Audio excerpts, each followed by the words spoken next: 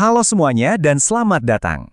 Hari ini kita akan menyelami salah satu misteri paling terkenal di dunia, yaitu segitiga Bermuda, tempat di mana kapal dan pesawat konon bisa lenyap begitu saja tanpa jejak. Siap untuk mengungkap apa yang sebenarnya terjadi? Oke, mari kita mulai perjalanan kita ke legenda lautan yang terkenal kejam ini. Sebuah wilayah yang udah berhasil memicu imajinasi dan juga ketakutan selama puluhan tahun. Pertanyaannya sekarang, apa benar tempat ini tuh semacam kuburan massal di dasar laut? Sebuah zona anomali di planet kita di mana hukum fisika kayaknya nggak berlaku? Coba deh, kita lihat dulu angka-angkanya. Menurut cerita yang beredar luas, paling nggak ada 50 kapal yang diklaim udah hilang tanpa jejak sama sekali di wilayah ini. 50! Itu jumlah yang gede banget dan ya tentunya bikin ngeri. Dan ceritanya nggak berhenti di situ.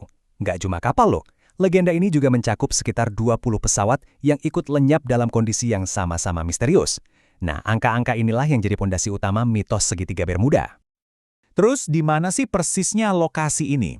Secara geografis, segitiga Bermuda ini adalah julukan untuk area yang membentang antara Miami di Florida, Pulau Bermuda, dan Puerto Rico. Kurang lebih seperti yang bisa kalian lihat di gambar ini. Nah, ini bagian yang menarik banget. Sebenarnya dari mana sih asal-muasal cerita serem ini? Apa ini dongeng kuno dari zaman pelaut dulu? Ternyata bukan loh. Legenda ini sebenarnya adalah ciptaan yang relatif baru. Istilah segitiga Bermuda itu sendiri baru muncul tahun 1964, diciptakan oleh seorang penulis bernama Vincent H. Gaddis. Tapi ceritanya baru benar-benar meledak 10 tahun kemudian, gara-gara buku bestseller karya Charles Berlitz. Jadi poin kuncinya adalah, ini bukan mitos dari zaman baheula, tapi lebih ke fenomena budaya pop dari abad ke-20. Oke, setelah popularitasnya meroket, komunitas ilmiah mulai turun tangan.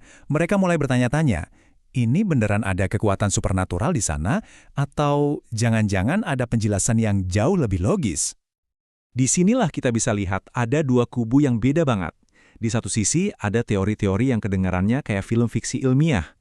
Penculikan alien, portal ke dimensi lain, bahkan ada yang nyangkut pautin sama kota Atlantis yang hilang. Tapi di sisi lain, para ilmuwan punya jawaban yang lebih membumi. Mereka menunjuk ke fenomena alam yang nyata. Badai super dahsyat yang datang tiba-tiba, palung laut yang dalam banget, sama perairan dangkal yang super bahaya buat navigasi. Dan ini nih, pernyataan resmi dari NOAA, Badan Kelautan dan Atmosfernya Amerika Serikat. Mereka, bareng sama Angkatan Laut dan Penjaga Pantai, bilang dengan sangat jelas, nggak ada bukti sama sekali soal kekuatan supernatural di sana. Ini kayak pukulan telak buat semua teori misterius itu. Nah, ini dia poin paling penting yang sering banget kelewat. Meskipun terkenal banget di buku dan film, nama segitiga Bermuda itu secara resmi nggak ada. Dewan Nama Geografis AS, ini lembaga resmi yang ngasih nama tempat, nggak pernah mengakui nama itu. Artinya apa? Kalau kalian cari di peta resmi pemerintah, ya nggak bakal ketemu. Nggak ada juga arsip khusus yang nyatat insiden di sana. Kenapa? Ya karena bagi mereka, area itu cuma bagian biasa dari Samudra Atlantik.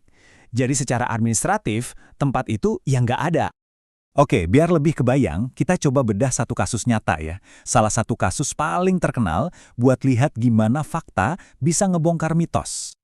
Kenalin, ini SS Cotopaxi, sebuah kapal yang sering banget disebut sebagai salah satu korban paling ikonik dari segitiga Bermuda. Ceritanya udah jadi legenda. Tahun 1925, kapal ini berlayar, terus hilang, lenyap gitu aja, sama semua awaknya. Selama hampir 100 tahun, kasus ini jadi contoh sempurna dari misteri segitiga Bermuda. Tapi ceritanya nggak selesai di situ. Di tahun 2020, setelah dicari lama banget, para peneliti akhirnya menemukan bangkai kapalnya. Wah, ini momen yang dramatis banget dalam sejarah maritim. Dan ini dia bagian paling pentingnya. Bangkai kapal itu ditemukan di lepas pantai Florida, yang lokasinya itu jauh di luar area segitiga Bermuda. Jadi, salah satu korban paling terkenalnya aja ternyata nggak pernah masuk ke lokasi kejadian. Ini bukti nyata gimana sebuah cerita bisa dilebih-lebihkan. Oke, jadi kalau bukan karena hal-hal gaib, terus kenapa? Sebenarnya area ini memang bahaya, tapi alasannya sangat ilmiah. Di sini tuh ada palung Milwaukee, titik paling dalam di seluruh Samudra Atlantik. Cuacanya juga super ekstrim, nggak bisa ditebak. Belum lagi perairan dangkal di sekitar Kepulauan Karibia yang bahaya banget buat kapal. Jadi bahayanya itu nyata, tapi bukan misteri. Dan ini fakta terakhir yang benar-benar meruntuhkan mitosnya. Setiap hari ada ribuan kapal dan pesawat yang lewat area ini dengan aman sentosa. Ini salah satu jalur pelayaran paling sibuk di dunia loh. Coba bayangin, kalau emang ada kekuatan aneh di sana, pasti beritanya bakal muncul tiap hari kan? Tapi jangan salah, wilayah yang dianggap berbahaya kayak gini tuh ternyata nggak cuma ada di Atlantik. Percaya nggak, Indonesia juga punya segitiga bermuda versi kita sendiri.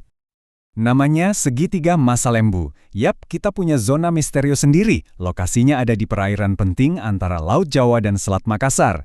Dan ini bukan cuma cerita isapan jempol. Area ini punya sejarah kecelakaan laut yang nyata dan tragis. Salah satu yang paling kita ingat pastinya ya tragedi KMP Tampomas Jua di tahun 1981. Ini menunjukkan kalau memahami bahaya di perairan kita itu penting banget buat keselamatan. Dan sama kayak kasus Bermuda, penjelasannya juga mengarah ke fenomena alam yang ekstrim. Para ahli menduga penyebabnya adalah kantung udara atau air pocket. Itu loh, arus udara vertikal yang bisa bikin pesawat kayak jatuh tiba-tiba. Selain itu ada juga arus bawah laut yang super kuat dan nggak bisa diprediksi. Jadi sekali lagi, ini bukan soal mitos, tapi soal tantangan nyata buat navigasi modern. Nah, dari semua ini, kita jadi sampai di pertanyaan terakhir. Apa jangan-jangan tempat-tempat misterius itu sebenarnya nggak ada? Mungkin itu cuma istilah yang kita pakai untuk menyebut wilayah-wilayah berbahaya yang teknologinya belum sepenuhnya bisa kita taklukkan. Gimana menurut kalian? Coba deh direnungkan. Terima kasih banyak ya sudah menyimak.